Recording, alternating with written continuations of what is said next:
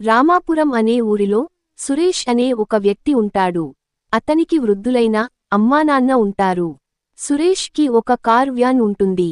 అది నడుపుకొని తన కుటుంబాన్ని పోషించుకుంటూ ఉంటాడు. సురేష్కి పెళ్లి వయసు వచ్చిందని అతని పెళ్లి గురించి ఇంట్లో అమ్మా నాన్న మాట్లాడుకుంటూ ఉంటారు. ఏవండి, మన వాడికి పెళ్ళీడు దగ్గరికి వచ్చింది. మన చుట్టాల్లో అందరికీ పెళ్ళిళ్ళు అయిపోయాయి. ఇంక మన వాడే మిగిలాడు. వాడికి కూడా పెళ్లి చేసేస్తే బాగుంటుంది. మీరేమంటారు? నిజమే సులోచన, నా మనసులో కూడా అదే ఉంది. మా అన్నయ్య తరపు బంధువుల్లో ఒక అమ్మాయి చాలా అందంగా ఉంటుంది. ఆ అమ్మాయిని ఇచ్చి చేస్తే బాగుంటుందేమో. హా, బానే ఉంటుంది. ఒక మాట మన అబ్బాయితో కూడా చెప్పి చూడు. అదే సమయానికి సురేష్ ఇంటి లోపలికి వస్తాడు. చూడు బాబూ, నీకు మంచి అమ్మాయిని చూస్తున్నా, త్వరలోనే పెళ్లి చేసేద్దాం అనుకుంటున్నాం అని అంటుంది. అమ్మా, మన కార్ బిజినెస్ అంతగా బాలేదు. ఇప్పుడు పెళ్ళంటే ఇల్లు గడవడం కష్టమవుతుందేమో అని అంటాడు. చూడు నాయనా, వ్యాపారం అన్నాక లాభాలు నష్టాలు ఉంటూనే ఉంటాయి. నువ్వు పెళ్లి చేసుకుని ఒక ఇంటివాడు అయితే మాకదే ఎక్కువ సంతోషాన్ని ఇస్తుంది అని అంటాడు. తండ్రి మాట కాదనలేక సురేష్ పెళ్లికి ఒప్పుకుంటాడు. అహల్య అనే బంధువుల అమ్మాయితో సురేష్ పెళ్లిని వైభవంగా జరిపిస్తారు. కొత్త కోడలికి అత్తగారు ఇంటి పని అంతా నేర్పిస్తారు.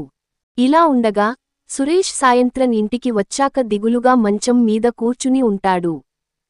అతని చూసిన అహల్య ఏం జరిగిందని అడుగుతుంది. మన వ్యాన్ మీద వచ్చే డబ్బులు ఇంటి ఖర్చులకే సరిపోవడం లేదు అహల్య. ఏం చేయాలా అని ఆలోచిస్తున్నాను. మీరేం దిగులు పడకండి. ఈ వ్యాపారం కాకపోతే మరో వ్యాపారం. ఈ చలికాలంలో అందరూ బిర్యానీ ఎక్కువగా తింటూ ఉంటారు. మన కార్వాన్నే ఫుట్రక్ లాగా మార్చి అందులో బిర్యానీ చేసి అమ్మితే మన వ్యాపారం బాగా సాగుతుంది అని అంటుంది. సురేష్, అహల్య చెప్పింది విన్నాక తల్లిదండ్రులు కూడా సంతోషిస్తారు. మీ ఆలోచన బావుంది బాబూ, అలాగే కానివ్వండి. కావలసిన సరుకులు నువ్వు తీసుకురా. కోడలి చేత దగ్గరుండి బిర్యానీ రుచిగా నేను వండిస్తాను. అహల్య బిర్యానీ రుచిగా వండడం నేర్చుకుంటుంది. ఆ బిర్యానీ తిన్న అత్తమామలు తన భర్త చాలా బాగుందని మెచ్చుకుంటారు. ఆ తర్వాత సురేష్ తన కారువాన్ని ఫుడ్రాక్ లాగా మార్చి వ్యాపారాన్ని ప్రారంభిస్తాడు. చికెన్ బిర్యానీ తిన్న జనం అది చాలా రుచిగా ఉంది అని చెప్తారు. కాని రోజుకి కొంతమంది వస్తూ పోతూ ఉంటారు. వ్యాపారం అలా సాగుతూ ఉంటుంది.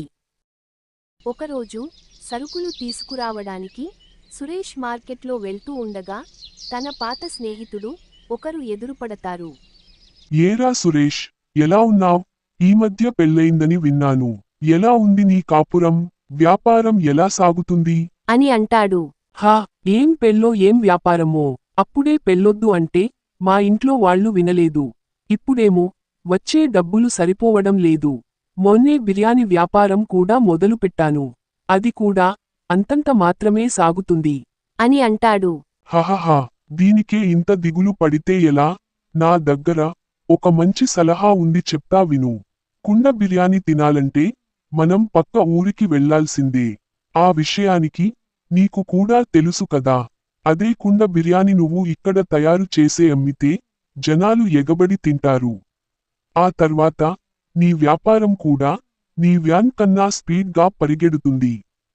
తన ఫ్రెండు చెప్పిన విషయాన్ని సురేష్ అహల్యతో చెప్పి, ఇక నుంచి మనం కుండ బిర్యానీ అవ్వబోతున్నాం అని అంటాడు. మీ స్నేహితుడు చెప్పిన మాట నిజమే అండి. కొండ బిర్యానీ అమ్మడం మొదలు పెట్టినప్పటి నుంచి వ్యాపారం బాగా సాగుతుంది.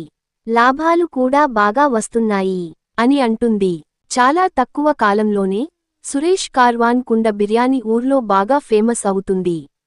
పక్క ఊరు నుంచి కూడా జనాలు వచ్చి తినడం వల్ల సురేష్ ఇంకా అహల్యకి మంచి పేరు వస్తుంది.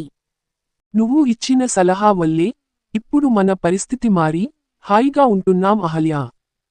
ఇందులో నా గొప్పతనం ఏముందండి? అందరం కలిసే కష్టపడ్డాం. ఇప్పుడు అందరం సంతోషంగా ఉన్నాం అని అంటుంది.